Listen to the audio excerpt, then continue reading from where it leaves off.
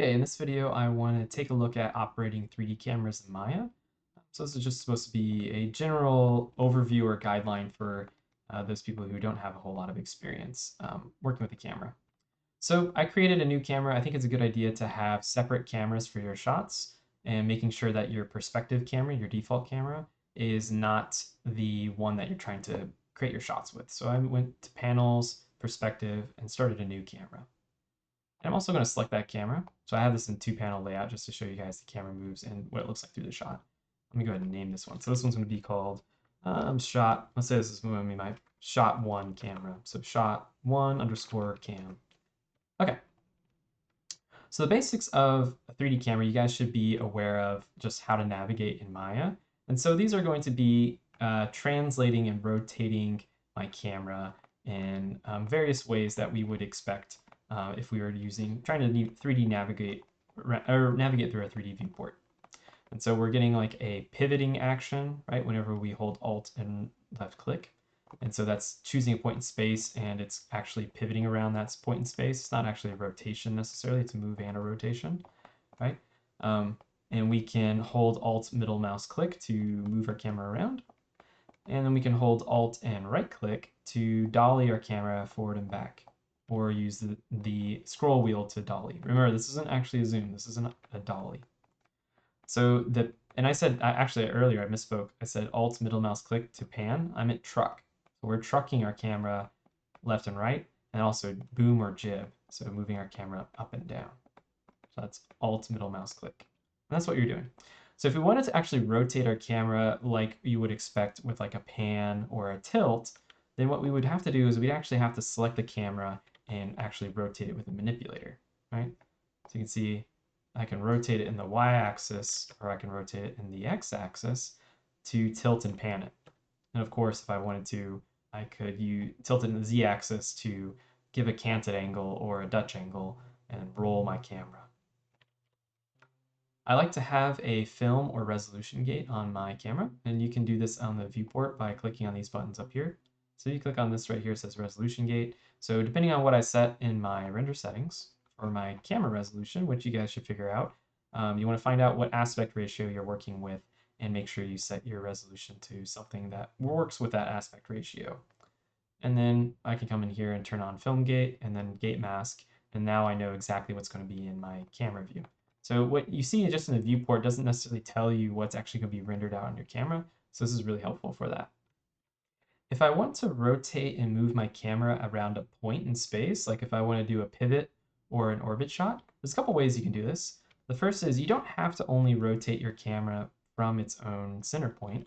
You can also move its pivot point by just like you would with a model. So I'm going to press D to move a pivot point. I'm going to go ahead and snap it and move it forward and snap it to another character. There we go. And then I'm going to, you can see now I'm rotating around a specific point in space. I do that a lot, but at the same time, that can be a little messy. What you might want to do instead is put your camera into a group and then move that group's pivot point. And so your camera is going to have its own pivot point still, and it's going to be able to rotate around itself, its own axes, but it can also have this pivot point. So I can rotate it like this, and I can also still come in here and rotate it like this.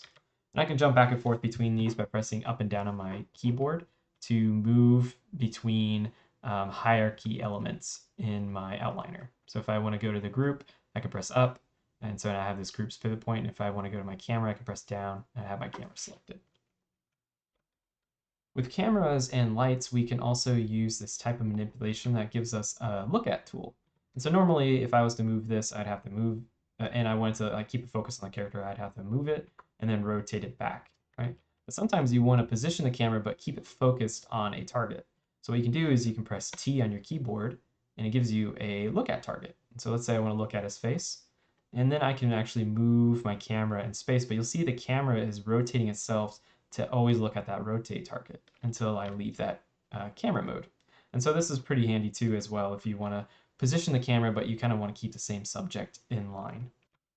And just like when we are manipulating our objects and 3D models in the viewport, we want to keep in mind orientation. So you might want to be moving your object in space, right, with the world coordinates, but Sometimes we also want to use our local coordinates as well. So we can open up our tool settings, change the axis orientation to object.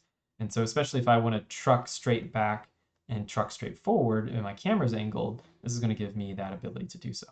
So you want to keep in mind which axis of orientation you're operating in, whether it's the world axes or if you're working with the object's local orientation. And I'm just holding the shortcut for that tool, hold W, in this case with move, left click and hold, and I can switch more easily instead of going through the tool settings. Just as a little quick tip. Let's take a look at our attributes for our camera. So until now, we've been looking at our camera moves, which we can see as our transform values, translate, rotate, scale. If we come over to our attribute editor, underneath the second tab, we can see more properties of our camera. Like I mentioned before, 3D camera is built to behave and have similar properties to a real world camera. And so we'll notice a lot of things that you would if you were using a real camera, like focal length and f-stop and other attributes for your camera. First attribute I want to call your attention to is the angle of view or focal length. To actually see this, I'm turning on my frustum. So I open up the setting here and click on display frustum. You don't need it, but if just for this visualizing this example, I wanted to show it. So you'll notice we talked about focal length, and so focal length is a way that we can get closer to our subject and zoom in. So when we zoom, we're actually adjusting our focal length. And you'll see when I'm changing this value, my subject appears closer and I have less perspective distortion. And when I have a smaller focal length, my subject gets further away and there's more perspective distortion in my space. You'll also notice I have, as I increase this value, my field of view gets smaller, and as I decrease the focal length, the angle of view or field of view gets larger. You can see that as well with this frustum. It's going to show kind of how much around my camera is visible. So there's like a little, these 4 lines show a boundary of what I can see. And so if I bring that to a higher focal length, this is an almost impossibly large focal length, you can see the angle of view is super, super tiny. So I can't really see much around my camera. And when I bring the focal length down lower, I can see a lot more around. I didn't cover this in the actual lecture slides, but I wanted to take this moment to kind of talk about this, is the effect of focal length on your image and on your subject. So we talked about how changing that focal length is actually going to get you to have get closer to your subject or further away. But it also has an effect on perspective. And if we use a different focal length, it's going to change the appearance of our space and change the appearance of our subject, right? So if I wanted to get a shot where this subject was pretty large in frame, like I could see him pretty well, and I also wanted an object in the background, so let's say it's going to be this pan. So let's go ahead and assign a different material. So maybe I wanted this pan's going to be important, right? So if I wanted this pan to be prominent, but also be able to see my character, I can use focal length to control how far away that object is from my subject. So if I select my camera and I'm using a low focal length, so let's say I'm going to set to something like 18, and now of course I have to get closer up to my character, right? You'll see my character is large in screen, but this pan is pretty far back in space. If I use a high focal length, so like I had earlier, let's say it's like 95, right? And we'll have to move this back. You can see that pan is much larger in frame. And so changing our focal length is going to help us control space and depth much more easily. So if you are having a hard time staging your scene and posing the elements in a particular way, try changing your focal length. You'll also notice that it's also having appearance on the appeal of my characters and the appeal of my shots. Again, I'm not going to be going too in depth with doing this or talking about this, but in general, if I take my camera and I'm shooting a subject and I'm using a high focal length, the perspective is going to be less distorted. And so it's going to feel a little bit more regular and oftentimes more appealing. So usually when you're shooting something you want it to look appealing or attractive, use a longer focal length because it's just going to have less perspective distortion, right? If I use a really low focal length, so let's set it to 18 and get closer on the character's face, you can see, let's go, you drop even lower, let's go to like 8. We're getting really low. But you'll see there's a lot of distortion going on And so with a higher focal length, there's going to be more perspective distortion. And so, particularly on a character or a subject, that's going to look a little less appealing. But that doesn't mean you shouldn't use it. And there's a lot of good cases for using a low or short focal length, especially if you want to capture a wide field of view, but also if you want to make something feel more dynamic and extreme. Using a lower focal length is going to exaggerate your perspective, which is really great for just adding more energy or dynamic to your shot. These values you probably don't have to mess around with, but if you're getting a weird clipping thing, like you're starting to see through objects or it looks like a part of your mesh is actually being cut away or some of them are just disappearing, you might need to play around with these values to make them smaller or bigger. Usually that's affected by the scale of your scene. Like if your scene is super, super, super big or super, super tiny, you might have to adjust these values or else your camera is going to start clipping things and occluding them. A standard camera focal length that you might want to work with most of the time is probably something around a 30 or a 35. So this is a really common focal length that has a pretty wide field of view without a lot of distortion. Dropping down to lower ends and more perspective distortion and a wider field of view would be something like an 18 or a 12. A 55 would be another good number that's kind of average, but it's starting to flatten out the space a little bit and has a lot of appeal to it. And then you can start jumping higher than 55. You're getting into a long lens, and that's where you're starting to flatten space a lot, really flatten perspective, and it has its own purposes as well. And you're zooming in on your subject. Whoa, not 1000. Let's do 120. Okay. So in general, use the focal length, whether it's a long lens or a short lens, for whatever purpose you need it to, like affecting space and affecting perspective distortion. But in general, I think a good safe number is between 30 and 55 for most of your shots, or 35 and 55. The last attribute I want to take a look at is depth of field. So we'll find this under the attribute editor, scroll down underneath the shape node, and find depth of field. So by default, it should be turned off.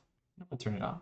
First thing I want to say is that this is mostly not accurate to how it's going to render. So you might have some weird artifacts when you're using depth of field in your camera in the 3D viewport.